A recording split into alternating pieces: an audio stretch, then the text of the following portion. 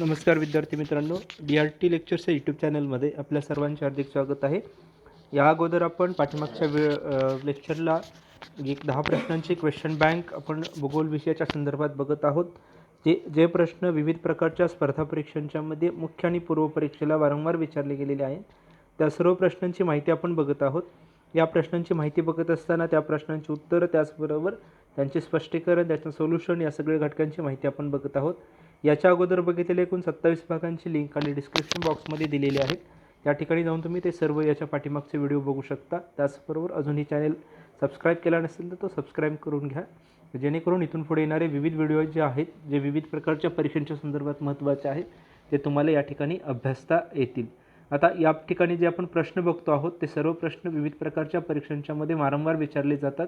त्यामुळे या ठिकाणी या प्रश्नांची माहिती आपण या व्हिडिओच्या माध्यमातून बघत आहोत. अशाच प्रकारचे 10 प्रश्न आपल्याला या 28व्या भागामध्ये बघायचे आहेत. जो पहिला प्रश्न आहे तो पहिला प्रश्न प्राकृतिक भूगोलाशी संबंधित आहे. जे पॉवेलद्वारा जे दरीचं किंवा भूगर्भाचं जे वेगवेगळ्या प्रकारचं वर्णन केलेलं आहे किंवा वर्गीकरण केलेलं आहे, त्या वर्गीकरणाशी संबंधित आहे. प्रश्न काय बघा, पॉवेलद्वारा वर्णित अनुवांशिक वर्गीकरणाच्या आधारावरती डोबेसने उताराला अनुसरून दरीच्या प्रकारांचं वर्गीकरण किंवा विकसित केलेले आहे ते कोणते? आता या ठिकाणी जर आपण बघितलं तर ते 4 पर्याय दिलेले आहेत दरींच्या प्रकारांच्या वर्गीकरणानुसार. पहिला आहे युवा दरी, प्रौढ दरी आणि वृद्ध दरी. दुसरा तशाच प्रकारचा आहे अणुवर्ती, परावर्ती, प्रत्यानुवर्ती, नवाणुवर्ती आणि अक्रमवर्ती. तिसरा आहे अपनीती, अभिनीती आणि भ्रंशरेखा. चौथा पर्याय आहे पुनरावृत्ती, अध्यारोपी, निम्नजित आणि पुनर्जीवित. आता जर आपण बघितलं तर हे जे वर्गीकरण आहे, वर्गीकरण पॉवेलद्वारा वर्णित अनुवांशिक वर्गीकरणाच्या आधारावरती डोबेसने उताराला अनुसरून या दरींच्या प्रकारांचं वर्गीकरण जे विकसित केलेलं आहे, ते विकसित केलेलं वर्गीकरण प्रामुख्याने 2 नंबरच्या पर्यायाचं असलेलं पाहायला मिळतं, की अणुवर्ती, परावर्ती, प्रत्यानुवर्ती, नवाणुवर्ती आणि अक्रमवर्ती अशा प्रकारचं वर्गीकरण या दरींच्या प्रकारांचं असलेलं पाहायला मिळतं. दुसरा जो प्रश्न आहे तो दुसरा प्रश्न पॉप्युलेशन जॉग्राफीशी संबंधित आहे. 2011 साली जी जनगणना झाली त्या जनगणनेशी संदर्भात असलेला प्रश्न आहे. प्रश्न काय बघा, 2011च्या जनगणनेनुसार पुढील 2 विधानांपैकी कोणते अयोग्य आहे? आता खाली 2 विधानं दिलेली आहेत, ती आपल्याला कोणतं अयोग्य आहे त्याच्यातील सांगायचं आहे. आता पहिला जो पर्याय आहे तो पहिला आहे तो म्हणजे मुंबई, त्याचबरोबर मुंबई उपनगर, पुणे, ठाणे हे जे जिल्हे आहेत, जिल्ह्यांच्यामध्ये लिंग गुणोत्तर सरासरी 925 पेक्षा कमी आहे. आणि दुसरं आहे गडचिरोली व गोंदिया जिल्ह्यात लिंग गुणोत्तर सरासरी 925 पेक्षा अधिक आहे. आता हे 2 प्रकारचे या ठिकाणी विभाग दिलेले आहेत, जे लोकसंख्येचं आपण सरासरी वितरण करतो किंवा लिंग गुणोत्तरानुसार जी विभागणी करतो त्याच्याशी संबंधित आहेत. एक आहे तो म्हणजे जास्त लोकसंख्या असलेला विभाग आहे आणि दुसरा आहे तो कमी लोकसंख्या असलेला विभाग आहे. गडचिरोली, गोंदिया हे मागास जिल्हे आहेत, तर मुंबई नगर, मुंबई उपनगर, पुणे, ठाणे हे जिल्हे प्रगतशील जिल्हे किंवा विकसित जिल्हे असलेले पाहायला मिळतात. या ठिकाणी या दोन्ही विभागांच्या संदर्भात असलेला हा प्रश्न आहे. आता आपल्याला या 2 विधानांच्या पैकी कोणतं अयोग्य म्हणजे चूक आहे हे आपल्याला सांगायचं आहे. आता जर मुंबई उपनगर, पुणे आणि ठाणे हे जर जिल्हे बघितले तर त्या ठिकाणी लिंग गुणोत्तराचं प्रमाण सरासरी 925 पेक्षा कमी आहे, कारण त्या ठिकाणी खूप मोठ्या प्रमाणात लोकसंख्येचं स्थलांतर झालेलं आहे. त्यामुळे त्या ठिकाणी लिंग गुणोत्तराच्या प्रमाणामध्ये खूप मोठ्या प्रमाणात तफावत आढळते. त्यामुळे त्या ठिकाणी लिंग गुणोत्तराचं सरासरी प्रमाण 925 पेक्षा कमी असलेलं पाहायला मिळतं. त्याचबरोबर गडचिरोली, गोंदिया जिल्ह्यामध्ये लिंग गुणोत्तर सरासरी 925 पेक्षा अधिक आहे. आता हे जर आपण बघितलं तर हेही त्या ठिकाणी विधान चुकीचं असलेलं आपल्याला पाहायला मिळतं. आता या प्रश्नांच्या संदर्भात असणारे खाली 4 पर्याय दिलेले आहेत. पहिला आहे केवळ ए, दुसरा केवळ बी, तिसरा दोन्ही आणि चौथा आहे एकही नाही. तर या 2 नंबरच्या प्रश्नाचं अचूक उत्तर जर आपण बघितलं तर हे 4 नंबरचं असलेलं सांगता येईल की एकही या विधानांच्यामधील अयोग्य विधान नाही. पुढचा प्रश्न आहे बघा, पुढील विधानांपैकी कोणते खरे आहे? म्हणजे या ठिकाणच्या पुढील 2 विधानं दिलेली आहेत, त्याच्यापैकी कोणतं खरं विधान आहे ते आपल्याला सांगायचं आहे. पहिलं आहे हुसेन सागर गोड्या पाण्याचा तलाव भोपाळ शहरात असून तो अतिशय प्रदूषित तलावांच्या पैकी एक आहे, हे पहिलं विधान आहे. तर दुसरं विधान लोकटक तलाव लडाखमध्ये असून चांगला खिंडीच्या पलीकडे आहे. या ठिकाणी याचे पर्यायी 4 उत्तरे दिलेली आहेत. एक पहिला आहे केवळ ए, दुसरा आहे केवळ बी, तिसरा आहे दोन्ही आणि चौथा आहे एकही नाही. आता या ठिकाणी पुढीलपैकी कोणतं विधान खरं आहे हे या ठिकाणी सांगायचं आहे. तर हुसेन सागर गोड्या पाण्याचा तलाव भोपाळ शहरात असून तो अतिशय प्रदूषित आहे, हे विधान या ठिकाणी खरं नाही, ते विधान चुकीचं आहे. त्यामुळे या ठिकाणी त्याचबरोबर दुसरं जे आहे लोकटक तलाव हा लडाखमध्ये असून तो चांगला खिंडीच्या पलीकडे आहे, हे विधानही चुकीचं आहे. त्यामुळे या ठिकाणी दोन्ही विधानं बरोबर असलेले आपल्याला बरोबर नाही. त्यामुळे या ठिकाणी या प्रश्नाचं अचूक उत्तर 4 नंबरचं आहे की पुढीलपैकी कोणती विधानं खरी आहेत. तर एकही या पुढील विधानांच्यापैकी विधान खरं नाही. चौथा प्रश्न आहे पुढील 2 विधानांपैकी कोणते योग्य आहे.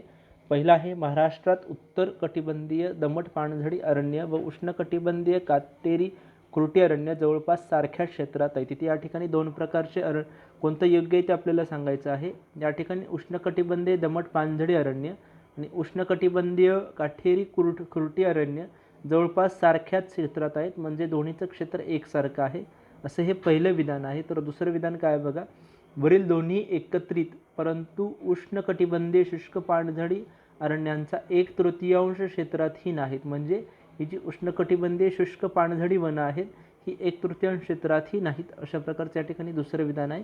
याच्यासाठी 4 पर्याय दिलेले, केवळ ए, केवळ बी, तिसरं आहे दोन्ही आणि चौथा आहे एकही नाही. आता जर आपण बघितलं तर महाराष्ट्रामध्ये जर आपण सह्याद्रीची पर्वतरांग आणि इतर जे सह्याद्रीच्या पर्वतरांगेच्या बाजूला असणारे जिल्हे बघितले तर त्या ठिकाणी उष्णकटिबंधीय दमट पानझडी अरण्य आहेत.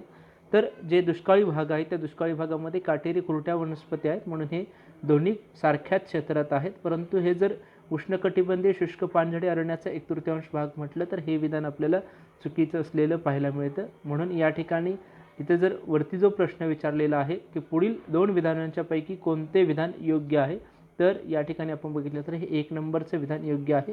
म्हणून या प्रश्नाचं अचूक उत्तर 1 नंबरचं असलेलं आपल्याला पाहायला मिळतं. 5वा प्रश्न आहे, खालील विधाने पहा. पहिलं विधान आहे वरोरा तालुक्यातील पिंपळगाव टेकडी येथे लोहखनिज सापडते. दुसरं आहे रेडी बंदरातून दगडी कोळसा निर्यात केला जातो. आणि तिसरं आहे भारताच्या एकूण मॅंगनीज साठ्यापैकी 60% साठा आपल्या महाराष्ट्रात असलेला पाहायला मिळतो. याच्यासाठी पर्यायी 4 उत्तर आहेत. पहिलं आहे फक्त ए विधान बरोबर, दुसरं आहे फक्त बी बरोबर, तिसरं आहे विधान ए आणि बी बरोबर आणि चौथा आहे विधाने ए, बी आणि सी बरोबर. आता या ठिकाणी जर आपण बघितलं तर या ठिकाणी विधानं आपल्याला कोणतं बरोबर आहे किंवा कोणतं चुकीचं आहे ते सांगायचं आहे. आता जर आपण बघितलं तर वरोरा तालुक्यातील पिंपळगाव टेकडी या ठिकाणी लोहखनिज सापडतं, हे एक विधान आपल्याला बरोबर असलेलं पाहायला मिळतं. रेडी बंदरातून दगडी कोळसा निर्यात केला जातो का, तर हे विधान चुकीचं आहे. त्याचबरोबर भारताच्या एकूण साठ्यापैकी 60% साठा फक्त महाराष्ट्रात आहे मॅंगनीजचा, हेही विधान चुकीचं असलेलं पाहायला मिळतं. म्हणून या प्रश्नाचं अचूक उत्तर 1 नंबरचं आहे की फक्त 1 नंबरचं जे विधान आहे किंवा ए जो पर्याय आहे तो ए विधान बरोबर आहे. पुढचा प्रश्न आहे पुढील 2 विधानांपैकी कोणते योग्य आहे. ए आहे घटप्रभा नदीवरती गोकाक धबधबा नायगरा धबधब्यास सारखा वाटतो. आता गोकाकचा धबधबा आहे तो नायगरा धबधब्यासारखा वाटतो घटप्रभा नदीवरती. कर्नाटक राज्यातील घटप्रभा जी नदी आहे त्या घटप्रभा नदीवरील गोकाक धबधबा हा नायगरा धबधब्यासारखा वाटतो. तर दुसरा आहे भारतातील सर्वात उंच धबधबा शरावती नदीवरती आहे. आता या ठिकाणी पुढीलपैकी 2 विधानांपैकी कोणतं विधान योग्य आहे ते आपल्याला सांगायचं आहे. आता या ठिकाणी घटप्रभा जी नदी आहे त्या घटप्रभा नदीवरती गोकाक हा धबधबा आहे, तो धबधबा नायगरा धबधब्यासारखा आहे. नायगरा हा जो धबधबा आहे तो नायगरा धबधबा आपला भारतातला सर्वात उंच धबधबा आहे, तो उंच धबधबा शरावती नदीवरती आहे. आता या ठिकाणी दोन्ही जर विधानं बघितली तर गोकाक धबधबा जशा प्रकारचं त्याचं वर्णन आहे किंवा जशा प्रकारची रचना आहे तशाच प्रकारची नायगरा धबधब्याची आहे. म्हणून या ठिकाणी घटप्रभा नदीवरील गोकाक धबधबा नायगरा धबधब्यासारखा वाटतो, हे विधान बरोबर आहे.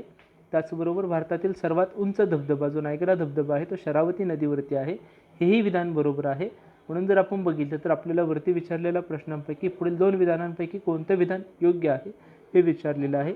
इथे 4 पर्याय उत्तर दिलेले, केवळ ए, केवळ बी, दोन्ही आणि एकही नाही. तर आपल्याला या ठिकाणी दोन्ही विधानं बरोबर आहेत, म्हणून हा पर्याय आपल्याला निवडावं लागेल की दोन्ही विधानं या ठिकाणी योग्य असलेले आपल्याला पाहायला मिळतं. 7वा प्रश्न, पूर्णा नदी प्रकल्पांतर्गत पूर्णा नदीवर बांधलेली 2 धरणं कोणती आहेत. आता एक ठिकाणी पूर्णा प्रकल्पांतर्गत पूर्णा नदीवरती बांधलेली 2 धरणं कोणती आहेत? या ठिकाणी 4 पर्याय दिलेले आहेत. येलदरी व सिद्धेश्वर, दुसरा आहे कावेरी व उजनी, तिसरा आहे खडकवासला व उजनी, जायकवाडी व पानशेत. या ठिकाणी हे 4 पर्याय असलेले आपल्याला पाहायला मिळतात. आता जर आपण बघितलं तर पूर्णा प्रकल्पांतर्गत पूर्णा नदीवरती बांधलेली धरणं कोणते ते या ठिकाणी विचारलं गेलेलं आहे. याच्यासाठी हे वरील 4 पर्याय दिलेले आहेत. हाच प्रश्न इंग्रजीमध्ये विचारला गेलेला आहे. Which are the 2 dams constructed on Purna reverse under the project Purna. यासाठी 4 पर्याय आहेत जे आपण वरती बघितले. येलदरी अँड सिद्धेश्वर, बी आहे, दुसरा आहे कावेरी अँड उजनी, तिसरा आहे खडकवासला अँड उजनी, चौथा आहे जायकवाडी आणि पानशेत किंवा अँड पानशेत. आता या ठिकाणी आपण जर पर्याय बघितले तर जायकवाडी धरण गोदावरी नदीवरती आहे, उजनी धरण भीमा नदीवरती आहे, पानशेत धरण हेही भीमा नदीवरती असलेलं पाहायला मिळतं, खडकवासला हे मुळामठा नद्यांच्यावरती आहे. आता जर आपण बघितलं तर पूर्णा हा जो प्रकल्प आहे त्या पूर्णा नदी प्रकल्पाअंतर्गत पूर्णा नदीवरती जी बांधलेली जी 2 धरणं आहेत ती 2 धरणं येलदरी आणि सिद्धेश्वर ही असलेली पाहायला मिळतात. म्हणून या प्रश्नाचं अचूक उत्तर 1 नंबरचं असलेलं आपल्याला पाहायला मिळतं. म्हणून या प्रश्नाचं अचूक उत्तर 1 नंबरचं आहे. 8वा प्रश्न आहे, पुढील 2 विधानांच्या पैकी कोणते विधान योग्य आहे? ए आहे करेवाज जम्मू काश्मीरमधील खोऱ्यातील सरोवरजन्य भूआकार आहे. तर बी आहे पालमपूर पुलवामा कुळगाव येथील कारवेज उच्च प्रतीच्या अक्रोडसाठी ओळखले जातं. या ठिकाणी पुढील 2 विधानांच्या पैकी योग्य विधान आपल्याला ओळखायचं आहे. एक आहे करेवाज जम्मू काश्मीरमधील खोऱ्यातील सरोवरजन्य भूआकार आहे. आता या ठिकाणी सरोवरजन्य भूआकार कोणता आहे ते बघायचं आहे.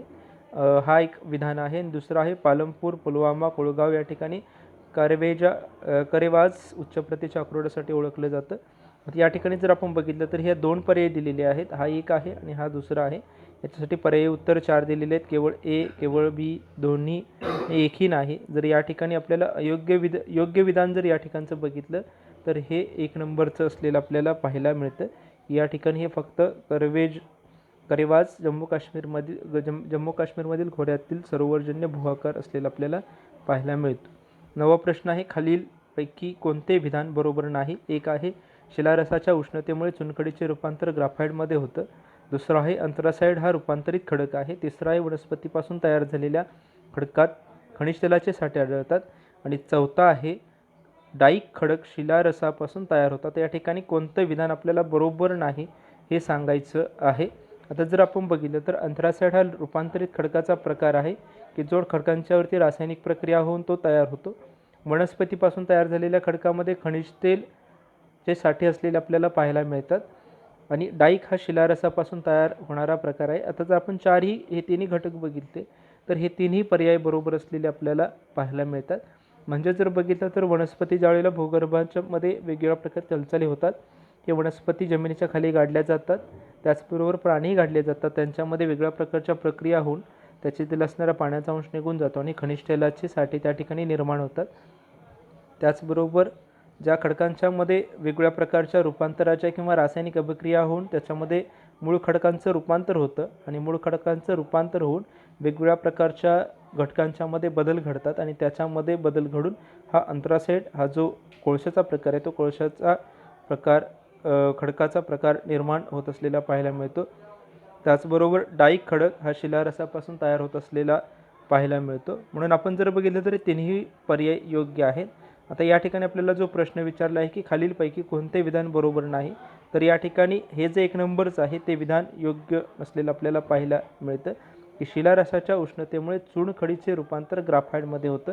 तर शिलारसाची उष्णता ही जास्त आहे, सर्वात जास्त उष्णता त्या ठिकाणी असलेली आपल्याला पाहायला मिळते. म्हणून या ठिकाणी हे विधान जे आहे हे विधान अयोग्य असलेलं आपल्याला पाहायला मिळतं. म्हणून या प्रश्नाचं अचूक उत्तर 1 नंबरचं आहे. हाच प्रश्न इंग्रजीमध्ये विचारला गेलेला आहे. Which of the following statements is incorrect? Calcium is the convert into the graphite due to the heat of lava. दूसरा है anthracite is the type of metamorphic rock आणि minerals oil deposit are the found in the carbonation rocks.